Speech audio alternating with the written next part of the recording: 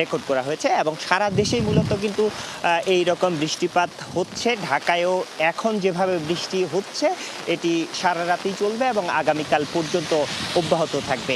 এবং আজকে আমরা যতটুকু দেখেছি ভোর থেকে যেহেতু ঢাকায় বৃষ্টিপাত হচ্ছিল, যদিও এখন যেভাবে বৃষ্টি হচ্ছে তার পরিমাণটা কিছুটা কম ছিল এবং তাতেই যে ভোগান্তি পোহাতে হয়েছে রাজধানীবাসীকে, বিশেষ করে সকালবেলা অফিস যাওয়ার সময় এবং বিশেষ করে সবচেয়ে বেশি ভোগান্তি হচ্ছে অফিস ফেরত, কারণ তখন বৃষ্টিও বেড়েছিল এবং বিভিন্ন জায়গায় জলাবদ্ধতা তৈরি হয়েছে। বিশেষ করে যেটি বলা যায় মিরপুর থেকে শুরু করে নিম্নাঞ্চলগুলো যেগুলো রয়েছে, ধানমন্ডি, ২৭, নিউ মার্কেট, বাড্ডা, মালিবাগ,